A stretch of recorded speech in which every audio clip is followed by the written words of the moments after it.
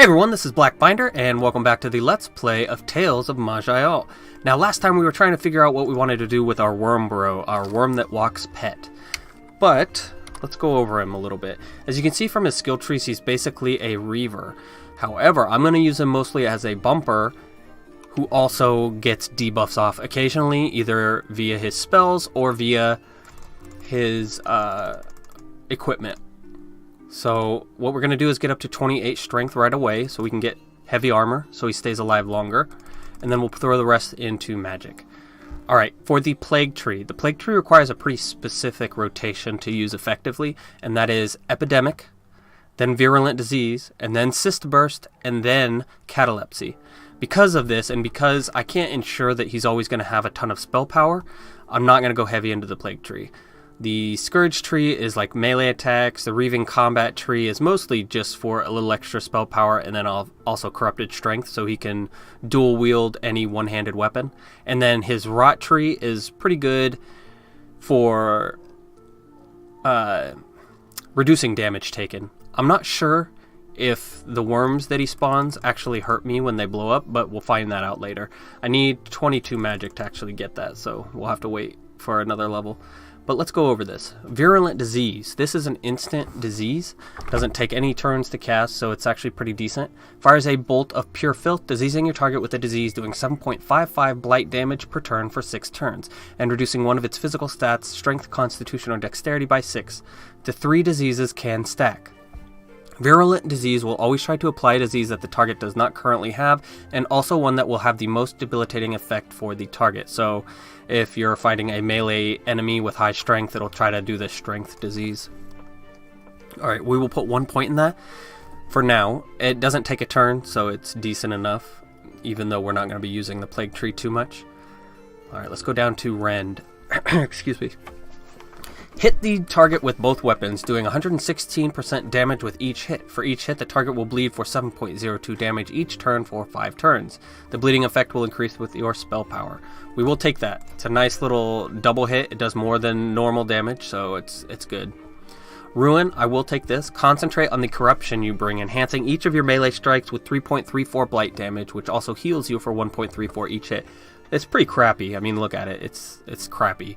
But I don't really care about the sustained Vim cost because I'm not going to be using him as a typical Reaver. As long as he's alive and taking damage for me, that's good enough. Like, I don't need him to keep his Vim up like a normal Reaver would.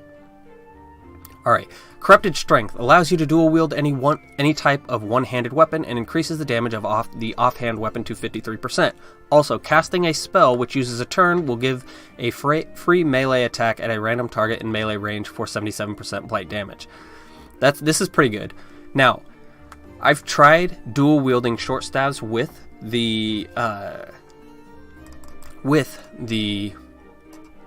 worm that walks. Now, the way I did that was you can give escort bonuses to your party. So I gave him the Alchemist Staff Mastery tree, and then my plan was to give him the Worm Bile to give him a category point to unlock it, or to buy it from Englewind, but neither one of those options worked for whatever reason. So, unfortunately, you can't take advantage of his blight damage by stacking short staff bonuses, but that's okay. There are still some good Reaver-specific one-handed weapons towards the end game that have really good spell procs, so we will take advantage of that. So, what do I want to do? Let's go Bloodlust. Each time you deal damage to one of your foes, you enter a Bloodlust-infused frenzy, increasing your spell power by 1, maximum of 1 to 2 spell power per turn, maximum of 1 spell power per turn, 6 spell power overall, and extending any current frenzy for an additional turn. The frenzy lasts up to 2 turns, and the bonus decreases by 50% of its current value each turn you don't deal damage. He's not going to be worrying about getting away and healing, so he's always pretty much going to be doing damage. So this is basically free spell power. Carrier, you gain 20% resistances to disease, and each of your melee attacks have a 5% chance to spread any diseases on your target, as the epidemic talent with the melee attack treated like blight damage. Okay. Let's go ahead and grab a point in that. And then we are out of points right now. Now, he won't gain points as quickly as we do, which is obvious because he doesn't have enough stuff to actually use anyway. But that's our worm bro for now. He's going to be our partner through the end. Let's see if we can't get him some armor. Why am I not wearing that? Hold on, I need to look what items he can actually use right now. Just chest and 2 weapons, but we don't... Yeah, we don't have enough money, do we? 141. I guess, yeah, we could go back and get him some better weapons. We don't need the gloves. He can't wear that. He can't wear a cloak. Amela de Serra. That's right, we took that off for the Hat of the Mountain. Let's go ahead and give this to the party member. Transfer to party for any runes you find that you want him to use. I'm curious. What runes do you actually have? He's got 1 regeneration infusion and Biting Gale. I like Biting Gale. I'm actually going to use it instead of the regeneration because if he's gonna go down pretty easily. Biting Gale, he will hit you with it, so be careful. But it's just really nice because in a cone he'll freeze people, which is it's the same reason I like it on the Golem for the Alchemist. It's just really nice. Maybe not so nice since I'm a melee character, but we'll see if it hurts us too much. Alright, we are heading to Corpool, yeah. We'll get some more money from Corpool, see if we get any items that the Wormbro can use, and if not, I will go to Last Hope with the money I make here and get him some good stuff. Yes, he can teleport. How is he teleporting? Worm that walks. No. How did he teleport? Oh, he's got blindside. There we go.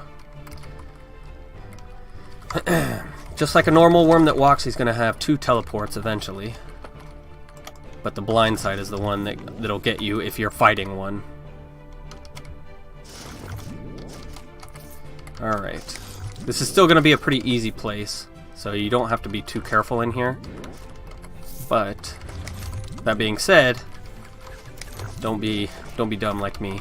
If you see purple, slow down and look at what the purple is. Yep, okay, here we go. He is a berserker. He war shouted me, which is super annoying. You can see up here confusion. It's a 50% chance, but it seems like it's more than 50% sometimes, so be careful. Why is this all the way over here? We don't have enough insanity, but it's not... Yes, we do. That was weird. Must be a tooltip error. Let's automatically get... That should be started already. Why is it not started? I think I'm having some tooltip bugs here because you can see Chaos Orbs is on, but it's not showing me that it's on. I wonder if one of the recent... There was an update recently that it didn't say that it did anything, but I wonder if it broke the tooltips. Or if it's just because I'm using OBS, but this has been happening before for me. The tooltips, this is supposed to be highlighted yellow if you have a sustain on, and it's not. It's also supposed to have a green check mark if you have it marked for restart, but it doesn't. So I'll just have to deal with it, I can tell. And if I have it marked for restart, then we should be okay. Alright, he doesn't need anything, does he? We'll transfer this to party. It's not very good, but it's good enough. Can he not wear this yet? Okay, we don't have the body slot unlocked yet, is what I'm guessing.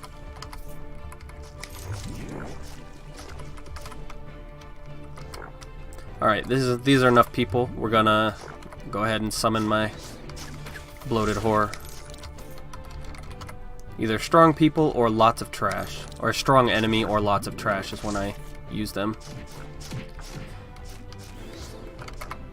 Alright, this is a monk. You can hear it because he's punching me, but you can also look, he's got striking stance on. Striking stance is annoying because it gives him a flat damage reduction. Let's see how much it is. Reduces all damage taken by 8. It's not too bad right now, but it's still annoying. So we're just not even going to give him a chance to kill us.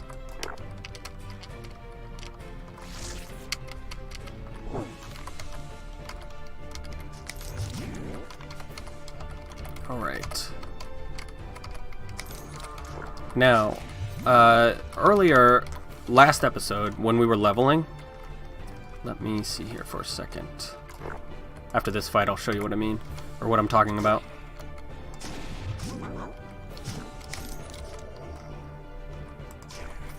Okay, last time when we were leveling, Shed Skin, you want to leave this at 1 the entire game. Now, the reason why is because the Pustulant Growth is what you really want, and I'll read this first line. Each time your Shed Skin loses a certain percentage of its max power, or you take damage over 15% of your max life, a black putrescent pustule grows on your body for 5 turns. Okay.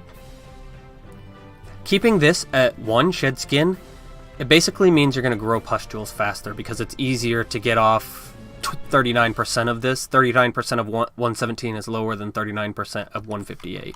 So the whole game you're going to keep that shield low. If it had no insanity cost, or better yet, if it had insanity gain, I would actually raise it. But I really don't like that it costs insanity. Alright, let's go ahead and transfer that to party. On crit, that splashes people with acid. That's why I want them to use it. There's more ways to damage people.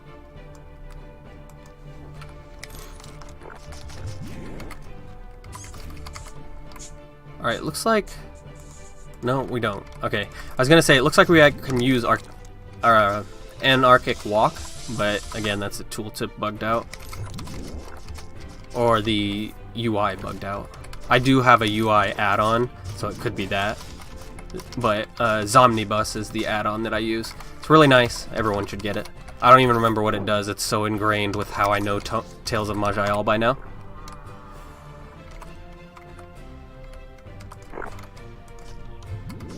Not even gonna get next to you. It's so nice the worm that walks summons himself. I love it. Don't even have to do anything. That's why I like the Temporal Hounds on the Temporal Warden. They are really nice pets and they don't require any upkeep. They automatically summon on their own. See, Temporal Hounds. Speak and they come.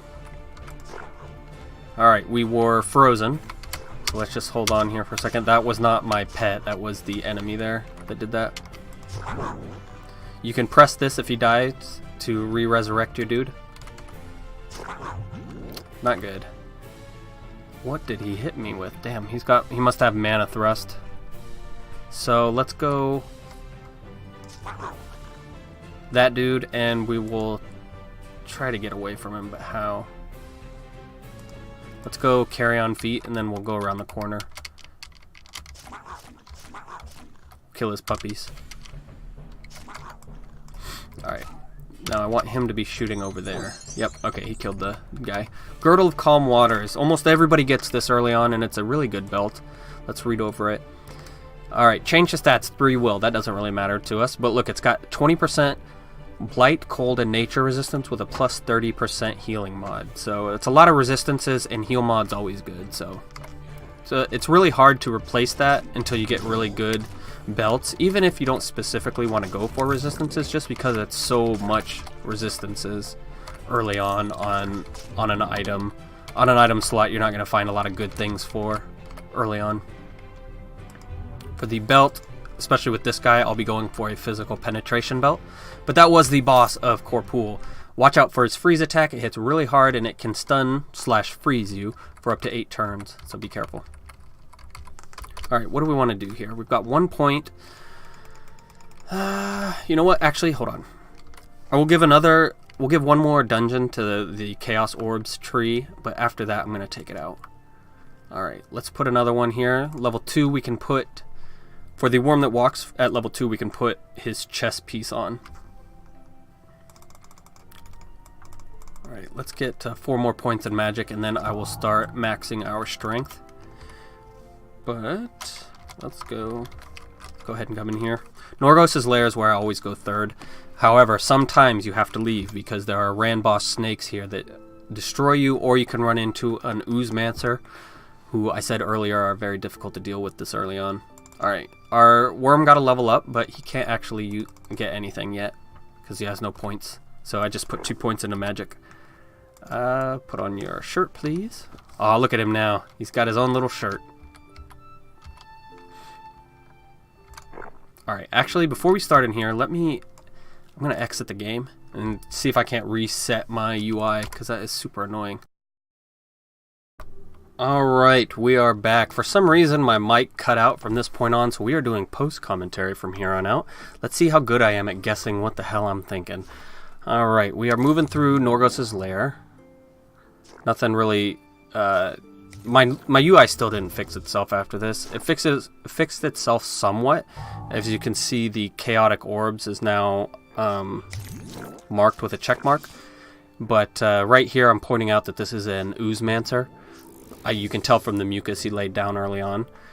But you gotta be careful because every time he spawns one of those little oozes, even though he looks like he's almost dead, he's not here, but even though if he does look like he's almost dead, he splits damage with those oozes, so you have to be careful. He can sucker you into overcommitting.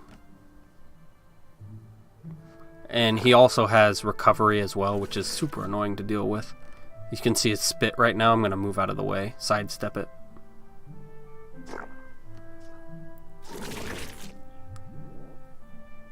Alright, that thing was going to die anyway. It was confused and brain-locked. Brain-locked is like a small stun. It stops your talents from cooldowning, and I think it actually puts a couple talents on cooldown. I'm not sure, though. I think brain-lock is when you overpower them with a mental debuff, like you beat their save by enough, but I don't actually know. Sometimes it happens. I think they're called cross-tier effects. Each one has one. Physical is off balance, I believe. Spell is spell shocked, which lowers your resistances, the enemy's resistances by 20%. Alright, here we go. I anarchic walk away. Or not. No, I decided to commit. This guy's a summoner. Normally that rich flame spitter is dangerous, but I think I'm tanky enough to take him on. That is actually, I've looked it up in my character log, I've been killed the most by flame spitters. Now later on, it doesn't really matter how tanky you are. You really don't want to stand next to a flame spitter and a warhound. Really, you don't want to stand next to either.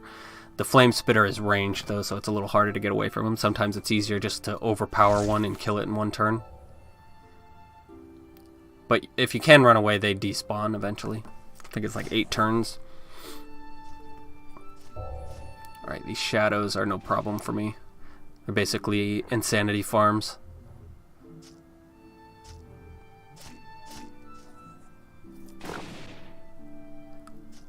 Alright.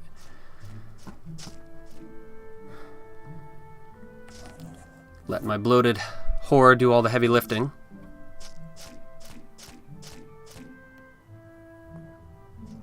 Alright, I was worried that I put points into my worm bro and I wouldn't be able to take it out of bloated horror because I've already got 4 points I need to take out of bloated horror.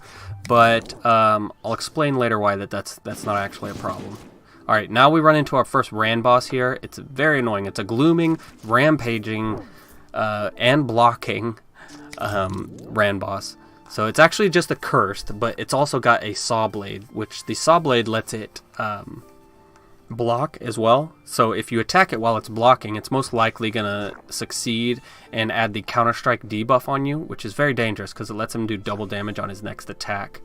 Right now we're dominated, so we can't move unless we're switching places with our pets.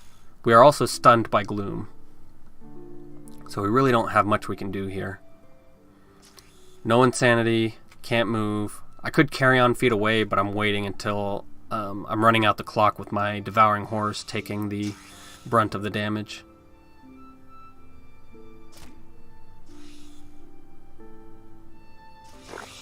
We're still okay at this point, although the debuffs are piling up. We need to be careful. I think I decided to run away at some point, don't I? No, we can't. So I shed skin. We're waiting out the pin, and then we're going to move. Now sometimes you can get the AI to be wonky, especially when they're super fast. They'll stand at max range and just go back and forth, but this guy's not taking the bait. He wants us. So I need to do something about it. He's actually pretty close to dying so far. 36%. It's close enough. Man, this tool, the UI is really screwing with me here because I can't tell what spells I can use and which ones I can't.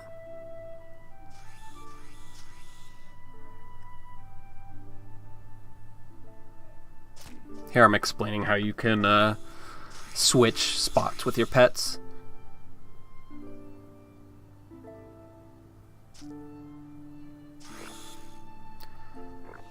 finding it really annoying to build up enough insanity to use my bloated horror. Right there, I switched my mini windblade attack off to the bottom, so I quit using it because it's got to hit someone to actually give you insanity, and it's never. I'm using it instead of 3, which is what I want to use all the time. Go ahead, use 3. There you go. Alright, we should be able... No, I need a couple more percentages of insanity to get my bloated horror out. He costs 20 insanity. Alright, moving on to level 2. Did we get anything? There's the saw blade that I was talking about. There's really nothing in here we can use, so I don't think I take anything.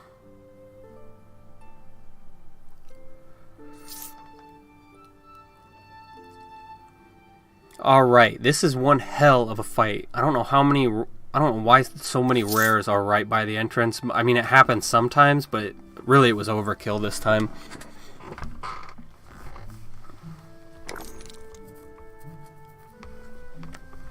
It's annoying because the tentacle AoE at range gives you 20 insanity, but you don't have enough insanity right afterwards, unless like maybe if you have high global speed or something, because your insanity decays a little bit right after every time you take an action. So it actually might be every turn. I don't know if it's every action or every turn. I'm pretty sure it's every turn, but that means you'll have 20 insanity. But then on your next turn, you have right under 20 insanity, so you can't just do Lash and then Decaying Bloated Horror. Alright. I'm gonna need to back up here in a second. I don't know why my mic's been wonky lately, but I need to keep a closer eye on that so I don't have to do post-commentary. I hate post-commentary because it's not as genuine, it seems.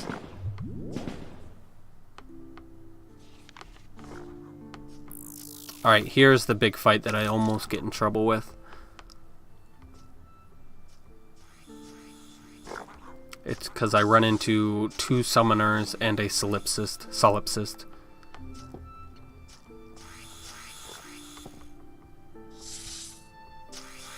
I'm thinking about bumping the Midge Swarm. You should probably never bump a Midge Swarm unless you inspect them first to see what kind of class they actually are.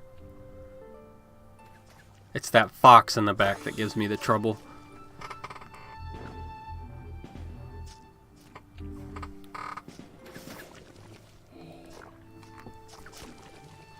Alright, we are stunned here for 8 turns, so that means I need to back off, because there's... for 8 turns I'm going to be taking... I'm slower, I do less damage, and my talents aren't cooldowning, so basically what I decide to do is just leave and come back. Now, I know that snake can stun me for 8 turns, so what I'm going to do is pre-movement infusion, because I know he's there, and what the movement infusion will do is give me stun immunity. See, right there, we have free action. The target gains 100% stun daze and pinning immunity. Really nice. For 5 turns. That's independent of the movement speed buff. So I can basically... I have 5 turns to kill this guy or get him close enough to death to where the stun won't matter. And we do so pretty easily, actually. Alright, he put us to sleep. That means we just need to sit there. Now, later on, enemies... Like, even now, if you can see, I've got 2 sleep spells on me at once. Enemies that can sleep you once have actually 3 ways, at least 3 ways of sleeping you. I think there's a 4th as well. So, a mental wild infusion isn't going to get you out of being slept. What you need is an item with Lucid Dreamer. Normally, what you'll get is Eye of the Dreaming one. Hopefully, we'll get it either from Heart of the Gloom or somewhere. But what that does is it just gives you sleep immunity, basically. It powers up some spells, but I was checking what class that bear was. He's a summoner. But it's better than being completely disabled via sleep. So if you find a Lucid Dreamer item, just hang on to it. because later on you can basically be permanently slept while they kill you. You do get a little tiny buff to sleep resistance, but it doesn't seem to be enough to stop them from just overpowering it anyway.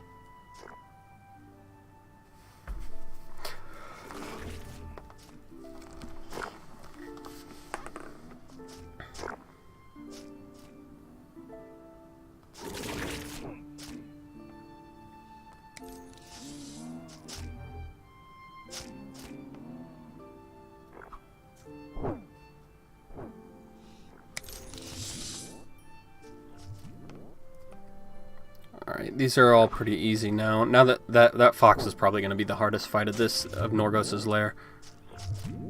Normally I'd run into more snake ran bosses here, but for whatever reason this Norgos Lair was actually pretty easy. I mean, there were a lot of rares and uniques, but there wasn't a lot of like one-shot killable people coming against me. Although, I mean, at this point I don't think I can be one-shot with my Writhing one. He's pretty cool, and his resist all is only going to go up from here.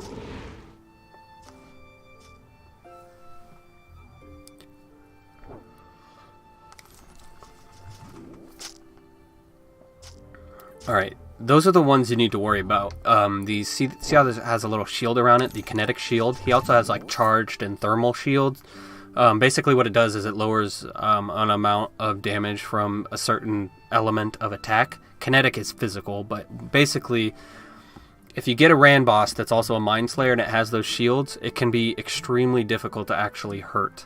So I think they're fixing that in 1.6 so they don't get those combinations early on, because without like Invoke Tentacle or like a really powerful like early game spell like Mind Seer or something, you're not going to have a way to actually take them out. Mostly it's for melees. Yeah, I'm explaining that I need to go back to town before I put that point in anywhere. I don't think I've realized yet that the Worm Burrow doesn't actually count.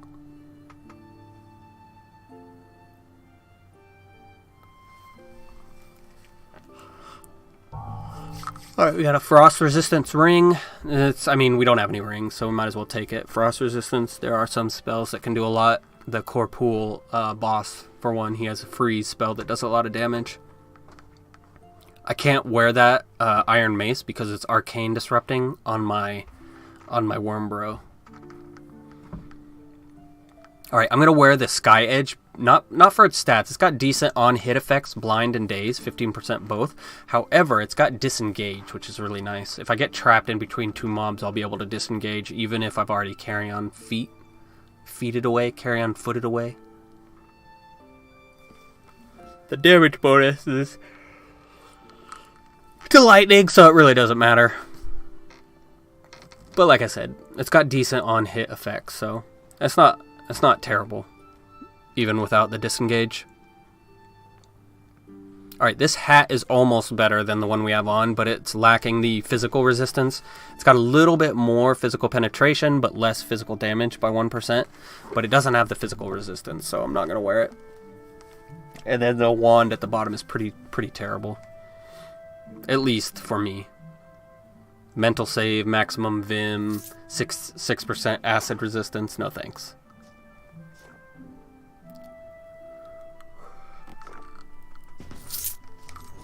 Man, I need some coffee.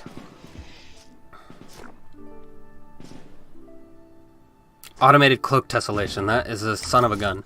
It right now is what it does is a 9 flat damage reduction, and then it also deflects incoming projectiles some of the time. The projectiles doesn't matter, but the flat damage reduction kind of sucks. It's usually worse when it's in tandem with something else, but it's actually really nice if you're on a gunslinger. You can get it really high. Like Valor, I think, said in chat the other day he got his up to like 90, which is pretty crazy. It goes off of Cunning and Steam Power, and there are a lot of passives that you can get that give you more Steam Power with the Tinker classes. So it's actually you can get it up pretty decently high. That combined with 75% resist all or 70% resist alls, and you're pretty unkillable as a gunslinger. Well, as anything really.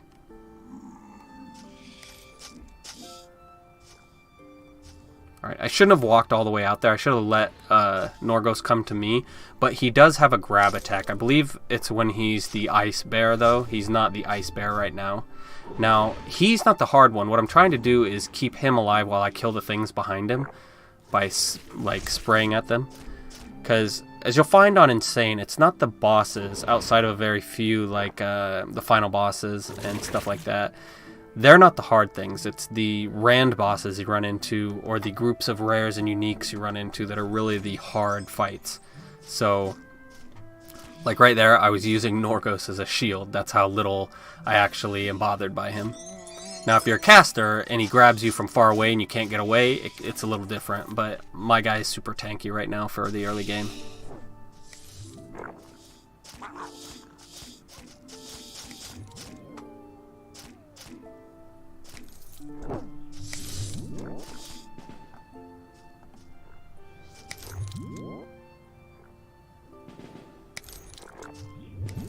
We are almost done with Norgos Lair.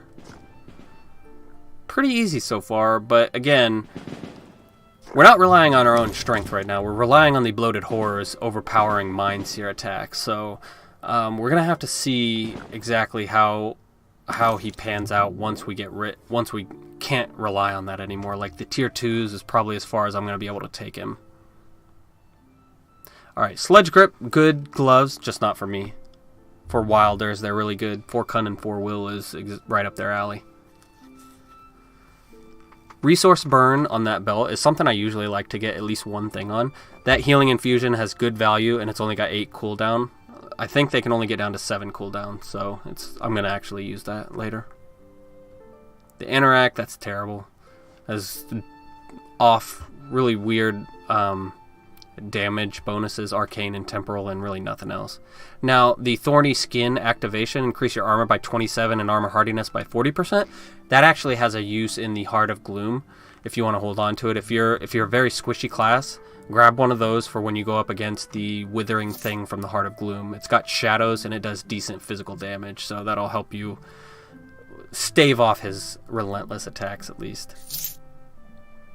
Alright, now I'm gonna go to Dearth, and this is where I realized that the worm that walks...